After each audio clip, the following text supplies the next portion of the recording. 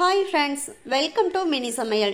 இன்றைக்கி நம்ம சேனலில் சூப்பரான டேஸ்ட்டில் உடம்புக்கு சத்தான எல்லாருக்குமே ரொம்ப பிடிச்ச உளுந்தங்கச்சி எப்படி பண்ணுறதுன்னு தான் பார்க்க போகிறோம். இதை செய்கிறது ரொம்ப ரொம்ப ஈஸி தான். செய்கிறதுக்கும் அதிகமான பொருட்களும் தேவைப்படாது. அதே சமயத்தில் குறைவான நேரத்தில் ஈஸியாக செஞ்சு முடிச்சிடலாம். குறிப்பாக கை கால் வலி, மூட்டு வலி, உடல் சோர்வு இந்த மாதிரி இருக்கிறவங்களாம் வாரத்தில் ஒரு முறை இந்த உளுந்தங்கஞ்சியை செஞ்சு சாப்பிட்டுட்டே வந்தால் கண்டிப்பாக உங்கள் உடல் சோர்வை நீக்கி உடல் புத்துணர்வு பெற இது ரொம்பவே உதவியாக இருக்கும். குறிப்பாக மாதத்தில் ஒரு முறையாவது வயதுக்கு வந்த பெண் குழந்தைங்களுக்கு இந்த உளுந்தங்கஞ்சியை செஞ்சு கொடுங்க. உங்கள் உடல் அளவில் திடகாத்திரமாக இருக்கிறதுக்கு இது ரொம்பவே உதவி பண்ணும். இந்த உளுந்தங்கஞ்சியை எப்படி பண்ணலான்னு வீடியோக்குள்ளே பார்க்கலாம் வாங்க. அதுக்கு ஃபஸ்ட்டு ஒரு பவுலில் அரை கப் அளவுக்கு நான் உளுந்து சேர்த்துக்கிறேன். இது கிட்டத்தட்ட ஒரு 150 கிராம் அளவுக்கு இருக்கும். இப்போ இதில் தண்ணி சேர்த்து நல்லா ஒரு 2 முறை வாஷ் பண்ணி முதல்ல எடுத்துக்கலாம். இப்போ உளுந்த நல்லா ஒரு 2 முறை வாஷ் பண்ணி எடுத்து வச்சுருக்கேன். இப்போ இது கூட தண்ணி சேர்த்து நல்லா 1 மணி நேரம் வரைக்கும் இந்த உளுந்தை ஊற வச்சுக்கலாம். 1 மணி நேரத்துக்கு பிறகு நம்ம பார்க்கலாம். அது வரைக்கும் இதை மூடி வச்சு நம்ம வெயிட் பண்ணலாம். இப்போ 1 மணி நேரம் ஆச்சு. நம்ம ஊற வச்ச உளுந்தை ஓப்பன் பண்ணி பார்க்கலாம். இப்போ 1 மணி நேரம் ஊற வச்சதுனால நல்லா உளுந்தும் நல்லா ஊறி வந்துருச்சு. உங்களுக்கு பார்க்கும்போதே தெரியும் பாருங்கள், உளுந்து நல்லா இந்த அளவுக்கு ஊறி வந்திருக்கணும். இப்போ உளுந்த ஊற வச்ச இந்த தண்ணியையும் நல்லா ஒரு முறை அலசிட்டு தண்ணியை நல்லா வடிகட்டிட்டு எடுத்துக்கோங்க. வடிகட்டிட்டு எடுத்து வச்சுருக்க இந்த உளுந்தை ஒரு மிக்சி ஜாரில் சேர்த்துக்கோங்க. இப்போ இந்த உளுந்தை மிக்சி ஜாரில் நல்லா நைஸாக மாவாக அரைச்சி எடுத்துக்க போகிறோம். அதுக்காக ரொம்ப அதிகமாக ஃபஸ்ட்டே தண்ணி சேர்த்துறாதீங்க. கொஞ்சம் கொஞ்சமாக தண்ணி சேர்த்து நல்லா நைஸாக அரைச்சி எடுத்துக்கோங்க.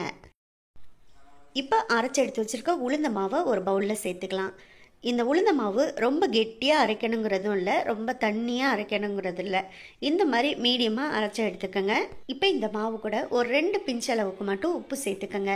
இந்த உப்பு சேர்க்கறதுனால டேஸ்ட்டு இன்னும் ரொம்ப சூப்பராக இருக்கும். அப்புறமா இது கூட 1 கப் அளவுக்கு தண்ணி சேர்த்து நல்லா இந்த மாவை தண்ணியாக கலந்து எடுத்துக்கணும். முதல்ல இப்போ நான் அரை கப் அளவுக்கு தண்ணி சேர்த்து நல்லா கலந்து விட்டுக்கிறேன். அடுத்ததாக இன்னொரு அரை கப் அளவுக்கு தண்ணி சேர்த்து மொத்தமாக 1 கப் அளவுக்கு தண்ணி சேர்த்து நல்லா உளுந்த மாவை தண்ணியாக கரைச்சி எடுத்துக்கிறேன். மாவை லாஸ்ட்டாக கலந்து எடுத்துக்கும் போது இந்த அளவுக்கு நல்லா தண்ணியாக இருக்கணும். அப்போ தான் சரியாக இருக்கும். அடுத்ததாக அடுப்பில் ஒரு பாத்திரத்தை எடுத்து வச்சு நம்ம இப்போ கலந்து எடுத்து வச்சுருக்க உளுந்த மாவை அதில் சேர்த்துடலாம். இப்போ ஸ்டவ்வை லோ ஃப்ளேம்லேயும் மீடியம் ஃப்ளேம்லேயும் மாற்றி வச்சு விடாமல் இந்த உளுந்தங்கஞ்சியை கலந்து விட்டுட்டே இருங்க. ரொம்பவும் ஹை ஃப்ளேமில் வச்சிடாதீங்க. அப்படி வச்சிங்கன்னா உளுந்தங்கஞ்சி ஈஸியாக அடிப்பிடிக்க ஆரம்பிச்சிடும். அதனால மேக்ஸிமம் ஃபஸ்ட்டு ஒரு 5லேருந்து 6 நிமிஷம் வரைக்கும் ஸ்டவ்வை லோ ஃப்ளேம்லேருந்து மீடியம் ஃப்ளேமுக்கு மாற்றி வச்சு கரண்டி போட்டு கிளறி விட்டுட்டே இருங்க. இவ்வளோ தண்ணியாக இருக்க உளுந்தங்கஞ்சி கொஞ்சம் கெட்டிப்பட ஆரம்பிக்கும். பாருங்கள், இப்போ முன்னாடி இருந்ததை விட நல்லா கெட்டிப்பட ஆரம்பிச்சிருச்சு. உங்களுக்கு பார்க்கும்போதே தெரியும். இப்போ இதில் வெல்லம் சேர்த்துடலாம். இப்போ இதில் அரை கப் அளவுக்கு நான் உளுந்தெடுத்ததுக்கு மொத்தமாக 3/4 கப் அளவுக்கு நான் வெல்லம் சேர்த்துருக்கேன். அதாவது கட்டி வெல்லத்தில் 3 கட்டி வெல்லம் சேர்த்துருக்கேன். உளுந்தங்கஞ்சி வெந்து வர வர நமக்கு கெட்டியாக தான் செய்யும். ஆனால் வெல்லத்தை சேர்த்து நல்லா கலந்து விடும்போது இந்த வெல்லம் மெல்ட் ஆக உளுந்தங்கஞ்சியும் கொஞ்சம் தண்ணியாக மாறி வரும். அப்போது உளுந்தங்கஞ்சியும் சரியான ஒரு கன்சிஸ்டன்சிக்கு வந்துடும். இப்போ வெல்லம் நல்லா கரையிற வரைக்கும் விடாமல் கலந்து விட்டுட்டே இருக்கலாம். நீங்கள் இந்த வெல்லத்துக்கு பதிலாக நாட்டு சர்க்கரையோ இல்லை ஒயிட் சுகரோ சேர்க்க விரும்பினா கூட சேர்த்துக்கலாம். வெல்லம் ஓரளவுக்கு நல்லா கரைஞ்சி வந்துருச்சு. முழுசாக வெல்லம் எல்லாமே நல்லா கரையட்டும். அது வரைக்கும் விடாமல் நல்லா கலந்து விட்டுட்டே இருக்கலாம். பாருங்கள், இப்போ நம்ம சேர்த்த கட்டி வெல்லம் எல்லாமே நல்லா முழுசாக கரைஞ்சி வந்துருச்சு. நல்லா இந்த அளவுக்கு கரைச்சி விட்ட பிறகு உளுந்தங்கஞ்சி நல்லா சூடாகி குட்டி குட்டி பபிள்ஸாக இந்த மாதிரி வர ஆரம்பிக்கும். இந்த சமயத்தில் அரை மூடி தேங்காயை விட கொஞ்சம் குறைவாக நான் தேங்காயை துருவி எடுத்து வச்சுருக்கேன். அதை இதில் சேர்த்துக்கலாம். இன்றைக்கி நான் தேங்காயை துருவிட்டு சேர்த்துருக்கேன். இதுக்கு பதிலாக துருவின தேங்காயை நல்லா அரைச்சிட்டு தேங்காய் பால் எடுத்து தேங்காய் பால் 1 டம்ளர் கூட சேர்த்து இந்த உளுந்தங்கஞ்சியை நீங்கள் செய்யலாம். அதுவும் ரொம்பவே டேஸ்ட்டாக இருக்கும். நான் இன்றைக்கி ஒரு 10லேருந்து 15 பாதாம் பருப்பை சின்னதாக கட் பண்ணிட்டு சேர்த்துருக்கேன். இதுக்கு பதிலாக நீங்கள் முந்திரி பருப்பை கட் பண்ணிட்டு கூட சேர்த்துக்கலாம். அப்படி இல்லாமல் நட்ஸு சேர்க்க விருப்பம் இல்லைன்னா துருவின தேங்காயை மட்டும் சேர்த்துக்கிட்டாலே போதும். உங்ககிட்ட நட்ஸ் இருந்தால் சேர்த்துக்கங்க, அப்படி இல்லைன்னா விட்டுருங்க. இப்போ வாசனைக்காக அரை ஸ்பூன் அளவுக்கு ஏலக்காய் பவுடர் கடைசியாக சேர்த்து ஒரு முறை நல்லா கலந்து விட்டுக்குங்க.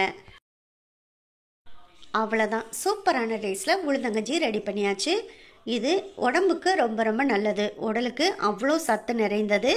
அது மட்டும் இல்லாமல் உடல் சோர்வு, கைகால் வலி, மூட்டு வலி, இடுப்பு வலி இந்த மாதிரி இருக்கிறவங்க வாரத்தில் ஒரு முறை இதை செஞ்சு சாப்பிட்டுட்டே வாங்க. கண்டிப்பாக உங்களுக்கே டிஃப்ரெண்ட் தெரியும். ஏன்னா இந்த உளுந்தங்கஞ்சியில் அவ்வளோ சத்து இருக்குது. இதோட நம்ம ஸ்டவ் ஆஃப் பண்ணிடலாம். நீங்களும் இதை செஞ்சு பாருங்கள். செஞ்சு பார்த்துட்டு எப்படி வந்துச்சுங்கிறத கமெண்ட் பாக்ஸில் சொல்லுங்கள்.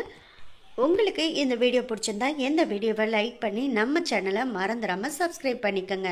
உங்கள் ஃப்ரெண்ட்ஸ் அண்ட் ரிலேட்டிவ்ஸ் எல்லாருக்கும் ஷேர் பண்ணுங்கள். இதே போல் அடுத்தடுத்து நல்ல நல்ல வீடியோவில் சந்திப்போம். ஓகே, பாய்.